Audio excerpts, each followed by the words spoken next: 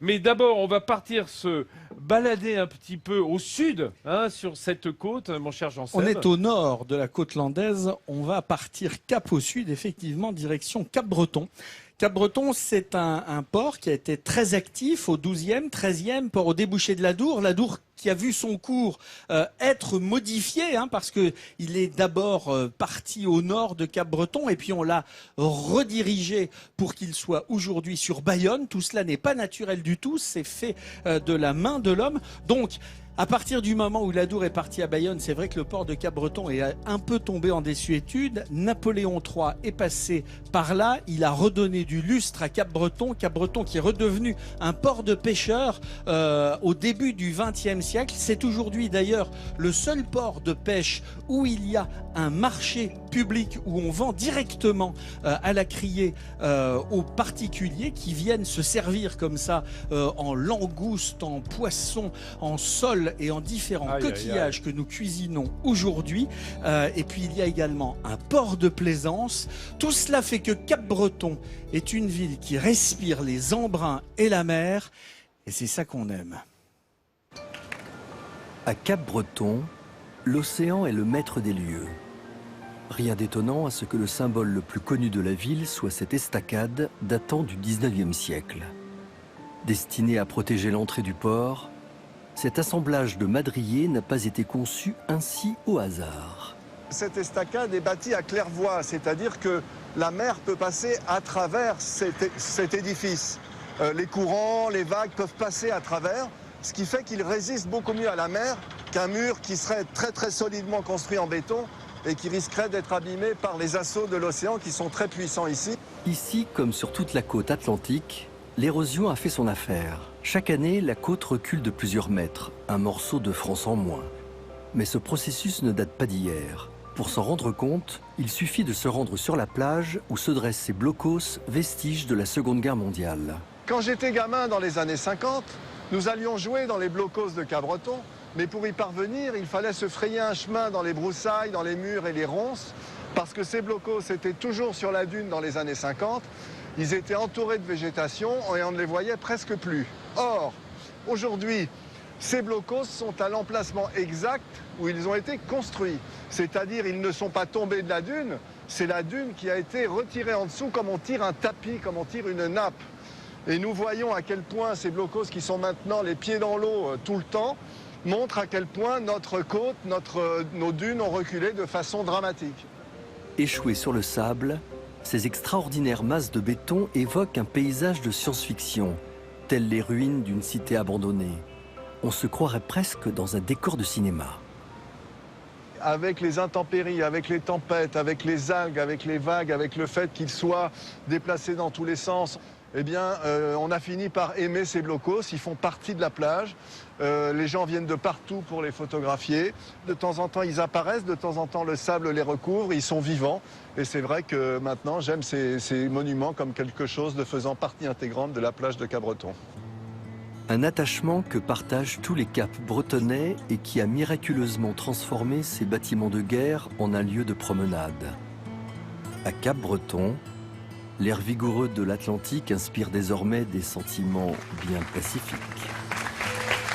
Alors, Cap-Breton, il y a une autre spécificité là-bas qui va très très bien avec ce proverbe hawaïen qui dit « Ne tourne jamais le dos à la mer ». Et comment ça se dit en hawaïen? Je sais que tu parles... ouais, tu parles... Toatea moa toe. Voilà. On salue tous les Polynésiens. Qu'on adore.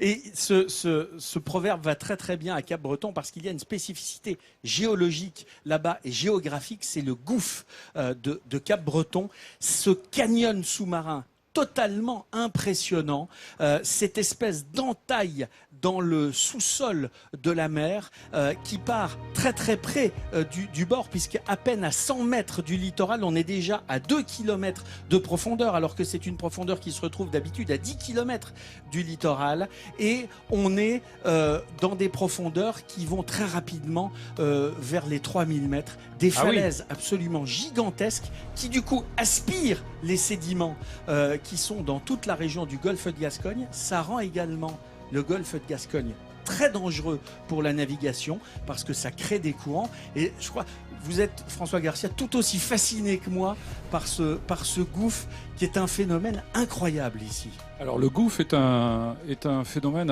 assez légendaire dans la région de Cap-Breton et dans les Landes, parce qu'effectivement c'est un des plus grands canyons sous-marins du monde, avec cette rapide décroissance en fait. C'est très, comme vous l'avez dit, très rapidement. Dénivellation vraiment impressionnante. Dénivellation impressionnante. Et alors, ce qu'il y avait, c'est que dans la légende, on disait souvent que c'était dangereux pour les marins, mais au contraire, parce que ces lieux de grande profondeur permettaient aux marins de trouver une houle, même partant de tempête, ils y trouvaient refuge en fait. Ah oui, parce que et ça stabilise en fait les mouvements des eaux.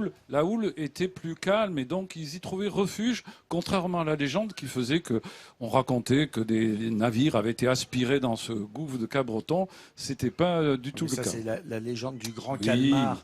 Des grands calmars, des cétacés, etc. Alors François, il connaît bien le gouffre parce qu'en fait, vous habitez Osgore. J'habite Osgore, qui est en face de vraiment. Je suis bordelais, mais j'habite très souvent à Osgore. Et puis, ayant épousé une landaise, je suis un peu landais, quoi.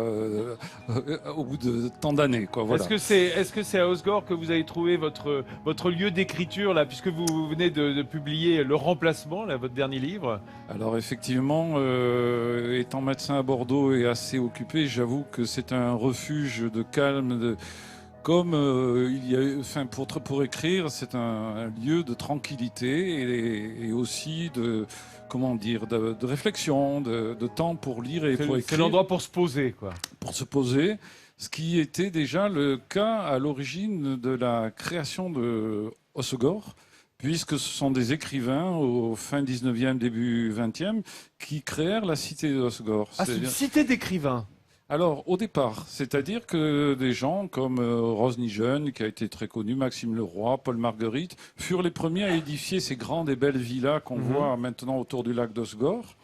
Et ce n'était qu'un quartier d'une bourgade un petit peu plus en repli, voilà, Sortes, qui s'appelait Sortes, et Hossegor n'était qu'un quartier